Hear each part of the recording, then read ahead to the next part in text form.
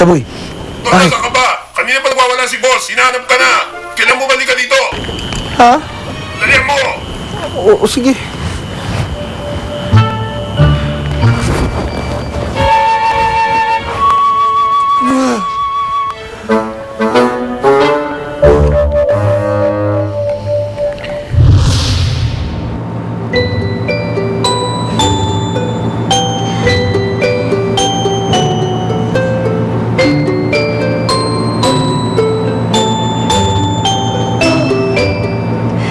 What a night.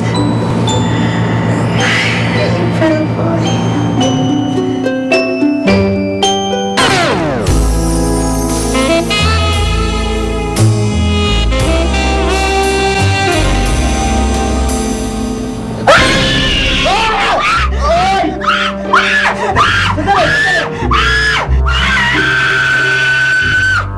Ano nangyari sa'yo? Tinatanong mo pa!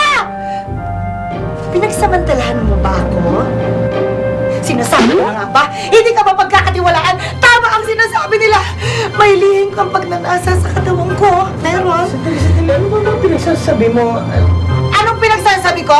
Paano mo ito papaliwanag? Anong ginagawa natin dito dalawa? Dito, sa motel. Bakit tayo nandito? Sandali, Motel to, Umina. di ba? Oo, Motel to, oo, eh. nga. Sandali, Bakit uminaon ka. Ano ba? Sige, ipaliwanag mo! May explanation Oo na nga, lahat. ipaliwanag mo! Ganito yan. Sige.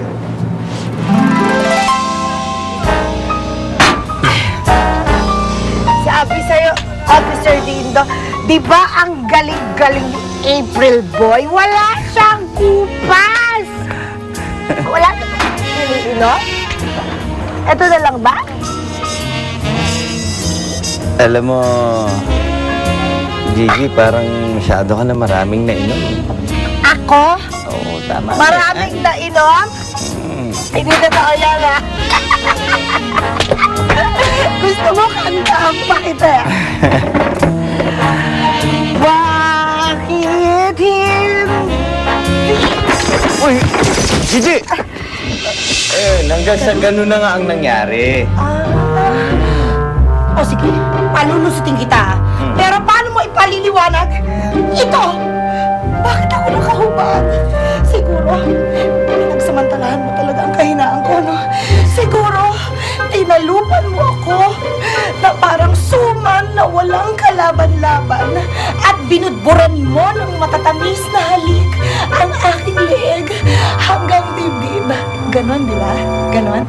Hindi ganun ang ginawa ko. Kasi kaya naman nagkataon na nakahubad ka. Paano, nung dumating tayo dito, basa-basa ka ng pawis. Kaya naman hayaan kitang matulog o makapagpahinga ng pawis ka, di ba? Ayoko naman matuyuan ka. So, huwag ka mag-alala, pinatay ko yung ilaw bago ko tanggalin yan. At talagang, tinanggal ko lang ng maayos. Hanggang sa kinumutan na kita. Tapos, Ay, sandali! Sandali lang, di pa ako tapos. Bago tayo makapunta rito, Oo. nasiraan ako ng auto. Tumirik yung auto. Tapos wala nang ibang lugar na pwedeng mapuntahan, na pwedeng pagpahingahan. Kaya nandito tayo. Haba ng paliwanag mo. Parang hindi ako naniniwala. Paano mo papaliwanag na nakahubad ka din? Nakahubad ka din, oh! Siguro talaga pinagsamantalahan mo ako, eh. Pinagsamantalahan mo. Aminin mo na. Ayop ka. Ayop! Hindi kita pinagsamantalahan. Ganito ang nangyari niyan. Ano? Kaya naman ako nakahubad kasi...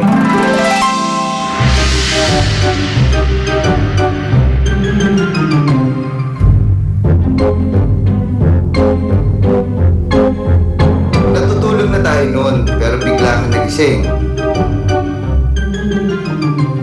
Ay lahat ng ininom at pinulutan mo, sinuka mo.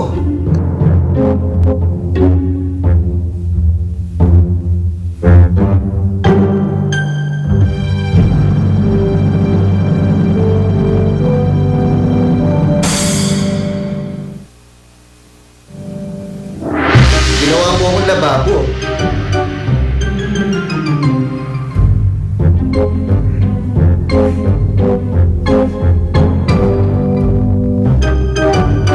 Wala na akong choice no, kundi ang magubad, syempre.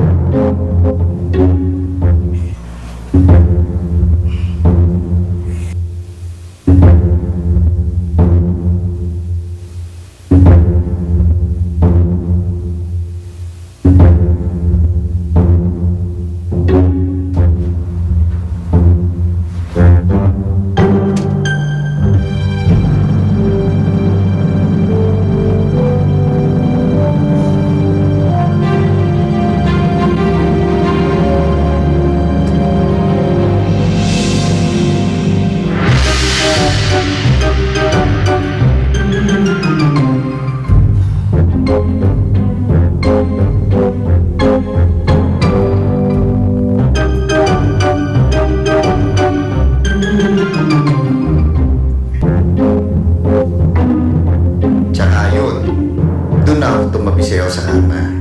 Dahil syempre, amoy beer nga ako at yung sahig kung hindi mo napapansin, amoy sisig na rin, kadiri.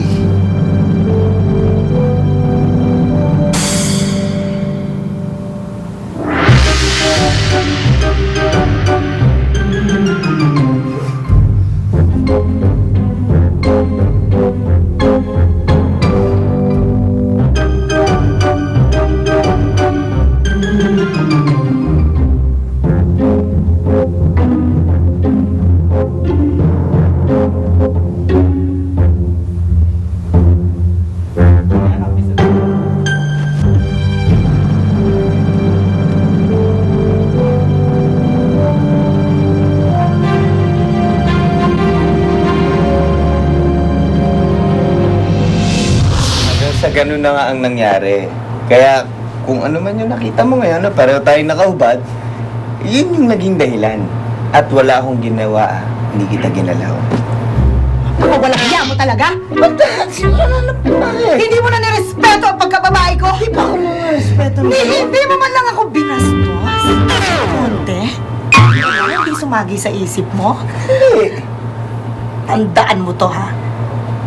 Mahihirapan ka nang makuha ako. Tandaan mo yan.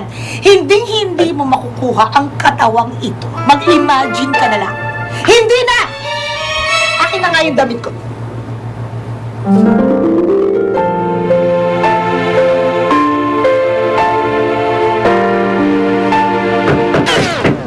Housekeeping, mag-extend po ba kayo? Hindi na, kasi check out na rin kami. Check out na. Ay, ay, ay.